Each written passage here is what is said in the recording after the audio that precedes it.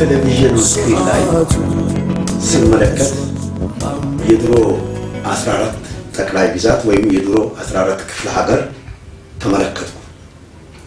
እነዚህንም ስመለከት የመጀመሪያዎቹ ኤርትራ፣ ትግራይ ጊዜ አሁን በጣም በቅርብ ጊዜ እግዚአብሔር በራእይ አሳየኝ። የቀደመችውን የኢትዮጵያ ካርታ አሳየኝ። ኤርትራና ኢትዮጵያ በአንድነት ያሉበትን አሳየኝና ቢጫ ቀለም ቀባውና እንዲህ አለኝ፣ አሁን ለነኚህ ሁለት አገራት የሰላም ዘመን መጣ አለ። እርግጠኛው ነው ኢትዮጵያና ኤርትራ ይታረቃሉ። ካርታችን እንደገና ሙሉ ይሆናል። ሌላ ግን በጣም የሚያስደምመኝ ነገር እዚህ ቦታ ላይ ይሄ ካርታ ነው። እዚህ ካርታ ላይ ምን አይነት የዱር እንስሳ በየትኛው የሀገራችን አካባቢ እንዳለ የሚያሳይ ነው። ቀይ ባህርን በምንመለከትበት ሰዓት ተመልከቱ፣ ቀይ ባህር ላይ አሳዎቹን ጨምሮ ያሳያል። የሀገር ሀብትን ጥቅም ላይ ለማዋል በእጅጉ የሚያግዝ ናለ አነ ኩሉ ስልጣን ሂብሕኖ ኩሉ ናይ መሪሕነት ሓላፍነት አሰኪመ ከም ድዕወት አርቅሰኛ እንቋ ሓቆሰና ሓቆሰደሊ ናለ አነ ኩሉ ስልጣን ሂብሕኖ ኩሉ ናይ መሪሕነት ሓላፍነት አሰኪመ ከም ድዕወት አርቅሰኛ እንቋ ሓቆሰና ሓቆሰ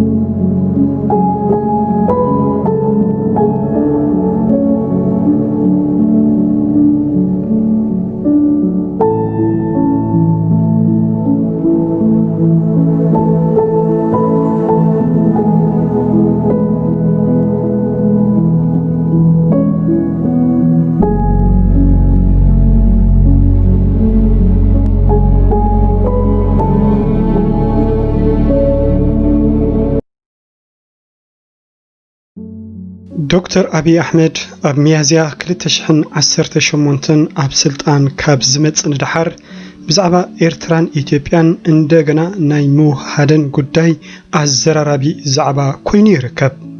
ካብ ነዊሕ ዓመታት ዝተፈላለዩ ኢትዮጵያውያን ኣገልገልቲ ብትንቢት መልክዕ ኤርትራን ኢትዮጵያን እንደገና ሓንቲ ሃገር ክኾናየን እታ ናይ ቀደም ባንዴራን እታ ናይ ቀደም ካርታን ክምለሳየን ብምባል ትንቢት ከመሓላልፉ ጸኒሖም ኣለዉ።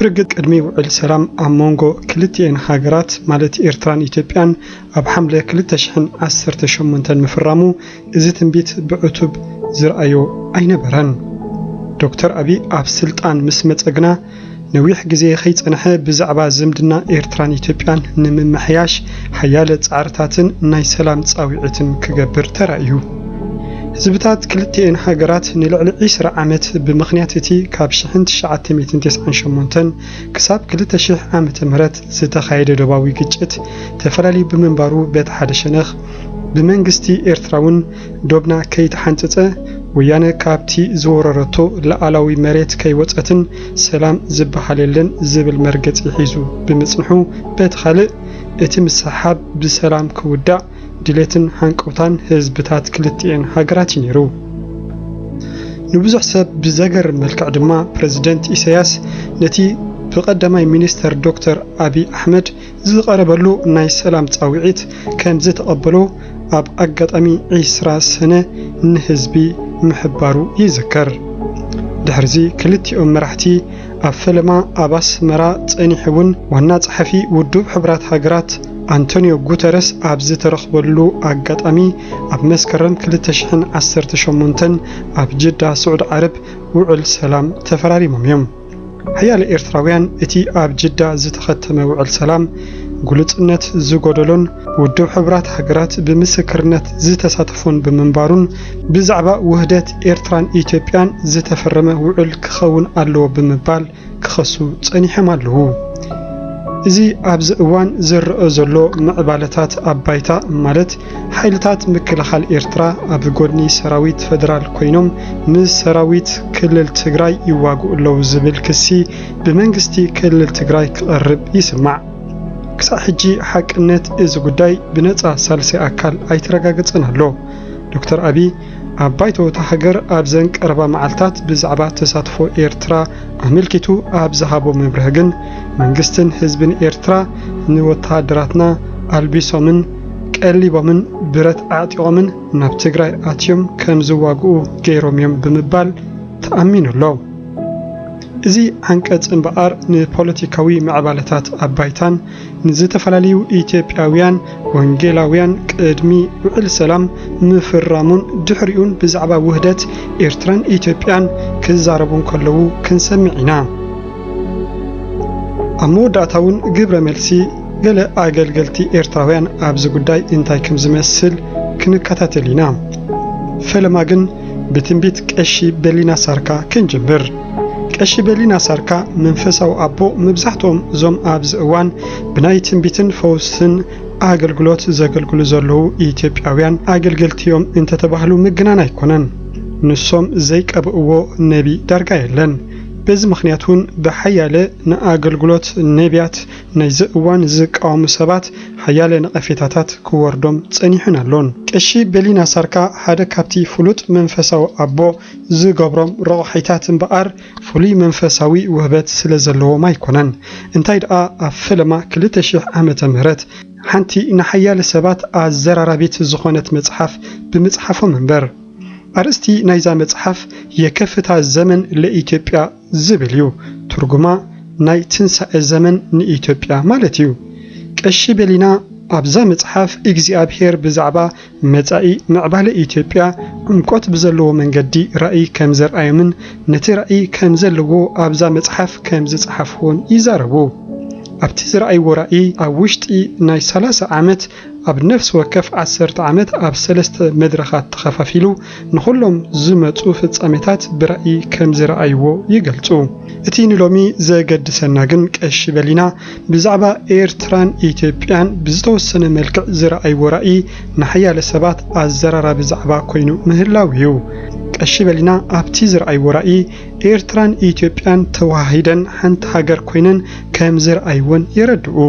እታ ናይ ቀደም ብዘበን ሃይለ ስላሴ ዝነበረት ካርታ ኤርኤ ብዛዕባ ኢትዮጵያ ጎይታ ክዛረበን እንከሎ ንኤርትራ ከም ሓንቲ ካብተን 14 ኣውራጃታት ኢትዮጵያ ገይሩ ኣርኢኒዮም ዝብሉ። ብዛዕባ እዚ ጉዳይ ኣብ 2008 ዓመተ ምህረት ዘካየድዎ ቃለ መሕትት ኣብ ዩቲዩብ ተጻዒኑ ስለ ዘሎ ቆንጭልና ካብዚ ብምቕጻል ነቕርበልኩም። እንግዲህ በቴሌቪዥን ስክሪን ላይ ስንመለከት የድሮ 14 ጠቅላይ ግዛት ወይም የድሮ 14 ክፍለ ሀገር ተመለከቱ። እነዚህንም ስንመለከት የመጀመሪያዎቹ ኤርትራ፣ ትግራይ፣ ጎንደር፣ ወሎ እነዚህ አራቱ በኢንዱስትሪ በተለያዩ የኢንዱስትሪ ውጤቶች እንደገና ደግሞ በዶሮ፣ ፍየል፣ በግ፣ የድጋይ ውጤት እነዚህ ሁሉ ውጤቶች ወደ ውጪ ስላኩ እግዚአብሔር አሳየኝ። መጽሐፍ ቀሺ በሊና በሓያለ ኢትዮጵያውያን አገልገልቲ ኣብዚ እዋን ብተግባር ትፍጸማላ ብምባል ስለ ዝኣምኑ ከይኮነ ኣይተርፍን ገለ ብቕኑዕ ካልኦት ድማ ብስቱር እቲ እግዚአብሔር ንኢትዮጵያ ዝኣተወላ ኪዳን ይፍጸማሎ ክብሉ ይስምዑ ኣለዉ። ንኣብነት ሓንቲ ዶክተር መስከረም ከፈተው ዝተባህለት አፒል ፎር ፒዩሪቲ ዝበሃል መንፈሳዊ ምኽሪ ብዛዕባ ጾታዊ ዝምድና ብምሃብ እትፍለጥ ኢትዮጵያዊት ኣብ ማሕበራዊ ሚድያ ክትዘርግሖ ዝቐነየ ጽሑፋት ንሓያለ ኤርትራውያንን ተጋሩን ኣቁጥዕ እዩ። እንታይ እቲ ዘቆጥዖም እንተይልና ነዚ ኩናት ኣብ ነፍስ ወከፍ ደቂቕ ተስተማቕሮ ከም ዘላ ምዝራባ እዩ።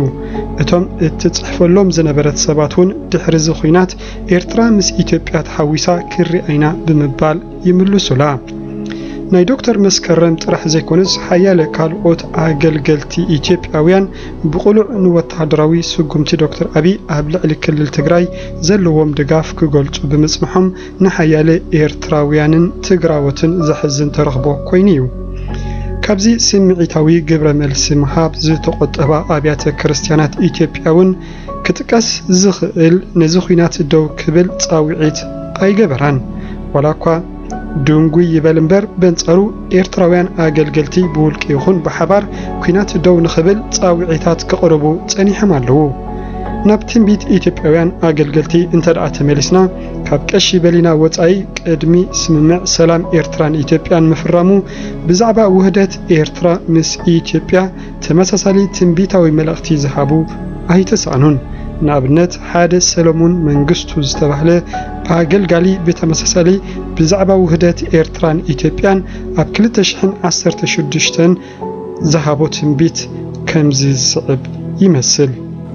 በቅርብ ጊዜ በጣም በቅርብ ጊዜ እግዚአብሔር በራእይ አሳየኝ። የቀደመችውን የኢትዮጵያ ካርታ አሳየኝ። ኤርትራና ኢትዮጵያ በአንድነት ያሉበትን አሳየኝና ቢጫ ቀለም ቀባውና እንዲህ አለኝ። ኣብ ቀረባ ጊዜ እግዚአብሔር ብራእይ አርኤኒ እታ ናይ ቀደም ናይ ኢትዮጵያ ካርታ አርኤኒ ኤርትራን ኢትዮጵያን በሓደ እንከለዋ ዘርኢ ካርታ አርኤኒ እሞ ቢጫ ቀለም ብምቕባእ ከምዚ ኢሉኒ ሕጂ እዘን ክልተ ሃገራት ነዘን ኣሕዋት ሃገራት ነዘን ክልተ ጎረባብት ሃገራት ሓደ ህዝቢ ዝኾኑ ሃገራት ናይ ሰላም ዘበን መጽዩ ሕጂ እዘን ሃገራት ሰላም መጽኢለን ኣሎ ዝዘራረባሉ ጊዜ እዩ ኢሉን እግዚአብሔር እቲ ጊዜ ናይ ሰላም ጊዜ እዩ ብምባል እቲ ትንቢታዊ መልእኽቲ ኣመሓላሊፍዎ ነይሩ። እዚ ኣብ 2016 ኣብ ዩቲዩብ ዝተዘርግሐ እዩ። ስለዚ ብሓደ መዳዩ እዚ ትንቢት ስምምዕ ሰላም ኣብ መንጎ ኤርትራን ኢትዮጵያን ድሕሪ 2 ዓመት እዚ ትንቢት ኣብ ሓምለ 2018 ተፈጺሙ እዩ። በዚ ድማ እቲ ቀዳማይ ክፋል ናይዚ ትንቢት ብዛዕባ ሰላም እዘን ክልተ ሃገራት ክኸውን እንከሎ ርኢና ኣለና። እቲ ተሪፉ ዘሎ ግን ናይ ኤርትራ ህላውነት ከም ሃገር ዝሓክኽ ናይ ቀደም ካርታ ናይ ኢትዮጵያ ክኸውን እዩ ክልቲአን ሃገራት መሊሰን ክወሃዳይን ዝበሎ ግን ዛጊት ኣይተፈጸመን። ኣብ ዝተፈላለዩ እዋናት ኤርትራን ኢትዮጵያን ቅድሚ ምትዕራቕን ካልኦት ኣገልገልቲ እውን ብተመሳሳሊ መልእኽቲ ሂቦም ነይሮም። ንሓንቲ ኣገልጋሊት ዝሃበቶ ትንቢታዊ መልእኽቲ ኣብዚ እዋን ኣዝዩ ኣዘራራቢ ኮይኑ ሓያለ ሰባቱን በማህበራዊ ሚዲያ ዝዝርግሕዎ ዘለው እስከ እንመልከት። ተሰደው የሄዱ ኬንያ፣ ጅቡቲ፣ ሱዳን የገቡ እንስሶቻችን በሙሉ የኛ መገለጽ ሲመጣ ወደ ሀገራቸው ይመለሳል። የተወሰደ ጤንነት፣ የተወሰደ ሰላም፣ የተወሰደ እረፍት እርግጠኛው ነው ኢትዮጵያና ኤርትራ ይታረቃሉ። ካርታችን እንደገና ሙሉ ይሆናል። ርግጠኛታት ኩኑ ኤርትራን ኢትዮጵያን ከአረቃየን ካርታና እንደገና ሙሉ ክኸውን እዩ።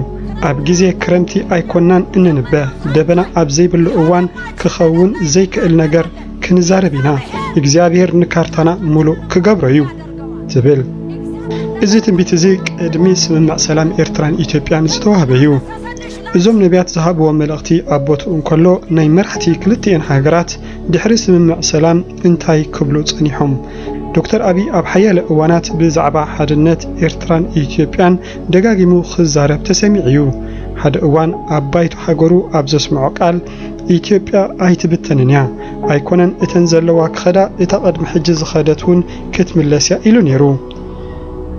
እዚ ድሕሪ ውዕል ሰላም እዩ። እቲ ጉዳይ ብጭቡጥ ተሰኒዱ ስለ ዘሎ ኣብ ሓደ ኣጋጣሚ ኣብ ቤተ መንግስቲ 4 ኪሎ ዝተሰርሐ ናይ ብሔር ብሔረሰባት ኢትዮጵያ ዞባ ቀዳማይ ሚኒስተር አብይ እንዳዞረ መብርሂ ብዛዕባ ባህርያዊ ሃብቲ ኢትዮጵያ ክዛረብ እንከሎ ነታ ናይ ቀደም ካርታ ናይ ሃይለ ስላሴ ብምጥቃም ንባህርያዊ ሃብቲ ኤርትራ ከም ቀይሕ ባሕሪ ናይ ኢትዮጵያ ሃብቲ ብምባል መግለጽ እንደሃበ ኣብዚ ቪድዮ እዚ ይርአ። አሁን አፋር ሶማሌ ምሉ አካባቢ ግመል እንዳለ ያኔ በስዕል ተቀምጧል።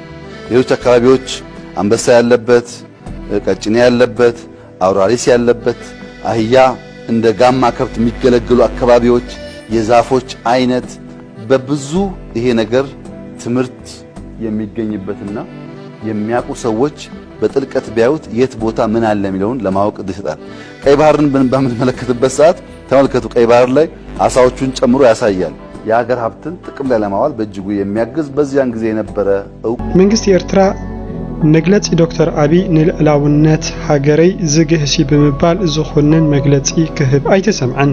በንጻሩ ኳዳ ፕሬዝደንት ኢሳያስ ኣብ ሓደ ኣጋጣሚ ኣብ ኣዋሳ ኢትዮጵያ ምብጻሕ ኣብ ዝፍጽመሉ ዝነበረ ግዜ ንብዙሕ ሰብ ዘርመመ ዶክተር አብይ ዓገብ ክብሎ ሲትረፍ ሙሉእ ስልጣነይ ኣረኪበካ ኣለኹ ካብ ሎሚ ንስኻ ኢኻ ትመርሓና ክብሎን ከሎ ንስማዓዮሞ ነገራት ናበይ ገጾም ይኸዱ ከም ዘለዉ ንኽርድኡና ቀሊል ክኸውን እዩ። أجل هنا أجل هل يقام عايز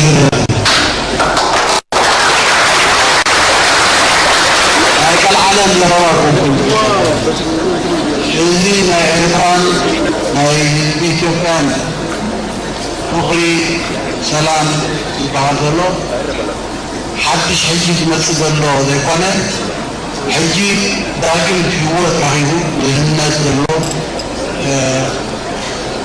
نمور نكلتي وزقات تاريخاوي ባህላዊ አክብርታት መርኮሰ ዝምድና እዩ ምንታይ ከመን ረሂቡ ማይ ከም ፕሬዚደንት የኮነ ከምሰብ ከም ዶክተር አብይ የረኸበ ህዝቢ ኢትዮጵያ የኮነ ህዝቢ ኤርትራ ህዝቢ ኢትዮጵያ ረሂቡ ዘለ እድል ቀሊል ነገር አለ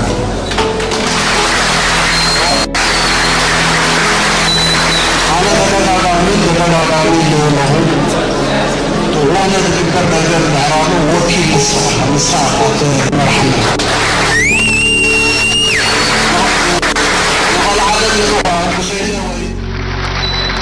على ተደጋጋሚ ለሆነው ዋና ተከበር ነገር ማራሙ ወኪል ሰዓት መርሐመ العالم يروحوا كسيده وين دربا خطعمن انتي لازبلو ديكونه ناي بحقي اذا حجي هوت البسنا نضافو دلنا سلام فقري اكلتي اتم حزبتا ترايزر كونه ناي لمعات ناي قسقاس ناي عبيت مدباتنا حاجه خالد زفل ايفونه لازغا دكتور ابي يذلو مرحله انا خاوف لومي بزكاة عمزنا حواسا خبلا دليل نولا أنا كل سلطان في بحنا كل ناي مريح حلافنا تاسكتمي كم دعوة الرئيسية وقاحب وسنة وقاحب لومي بزكاة عمزنا حواسا خبلا دليل نولا أنا كل سلطان في بحنا كل ناي مريح حلافنا تاسكتمي كم دعوة الرئيسية وقاحب وسنة وقاحب እዚ ጉዳይ ንዓናኒ ኤርትራውያን ግን ከስጋኣና ይግብኦ ድዩ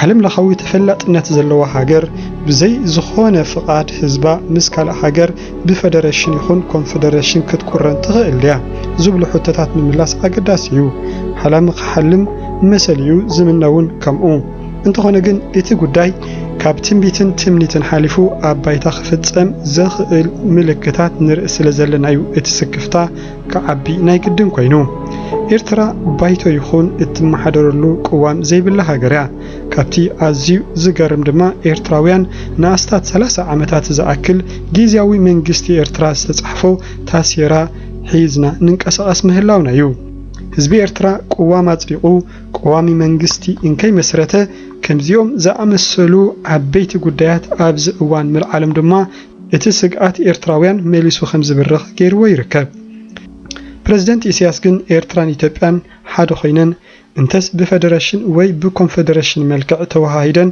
ክርኢ ሃንቀውታን ድሌትን ከም ዘለዎ ካብ ጽባሕ ናጽነት ኤርትራ ኣትሒዙ ኣይሃብአን ንኣብነት ኣብ 1993 ኣብ ኣዲስ ኣበባ ብጋዜጠኛታት ብዛዕባ ዳግማይ ውህደት ኤርትራን ኢትዮጵያን ተኽእሎ ኣሎ ድዩ ተባሂሉ ምስ ተሓተተ ዝመለሶ መልሲ ነዚ ይመስል Why not is the answer I have always given to this particular question. And if one can see deep into the ስለምንታይ ውህደት ዘይከውን ዝብል መልሲ ዝህብ ኩሉ ግዜ ብዛዕባ ዝጉዳይ እዚ እንተ ተሓቲተ ነቶም ፈሪምናዮም ዘለና ስምምዓት ቀሪቡ ብዕምቀት እንተሪእዎም ንዘቤታዊ ወይ አህጉራዊ ሓልኪ ኢልና ኣይኮናን ነዚ ስምምዕ ፈሪምናዮ ነዚ ስምምዕ ንኣምኑሊና መስርሕ ውህደት ምናልባት ሓያለ ግዜ ምናልባት ውን በዓሰርተታት ዓመታት ውን ክደናጉ ይኽእል እዩ እንተኾነ ግን ሙሉእ ውህደት ኤርትራን ኢትዮጵያን ብቁጠባዊ ውህደት ጀሚሩ ምናልባት ብፖለቲካዊ ውህደት ክዛዘም ተኽእሎ ኣለዎ ነዚ ንምጭባጥ ድማ ከይተሓለልና ክንሰርሕ ኢና ኢሉ ምንባሩ ዝዝከር እዩ reservations as to developing our bilateral relationships towards that direction. በአር ዘረባ ፕሬዝዳንት ኢሳያስ አፈወርቂ ትንቢታዊ ብዘስምዕ መንገዲ ኣብዚ እዋን እዚ እንደገና ኣብ 2020 ብዛዕባ ዳግማይ ውህደት ኤርትራን ኢትዮጵያን ሓያል ስጋት ኮይኑ ንኤርትራውያን ይረአሎ ተበፂሕ ዘሎ ስምምዓት ብዕምቆት እንተተዓዚብና ንኣህጉራዊ ሃልኪልና ዝገበርና ኣይኮነን ብቁጠባዊ ውህደት ዝጅምር ናይ ኤርትራን ኢትዮጵያን ዝምድና ብፖለቲካዊ ውህደት ክዛዘም ተኽእሎ ኣሎ ንምዕባለ ዝምድና ክልቲኡ ህዝብታት ዕቃበ የብልናን ዝሕጥውን ኣይንብልን ብዓበይቲ ፎርሙላ ንምጅማር ግን ቁጡብ እየ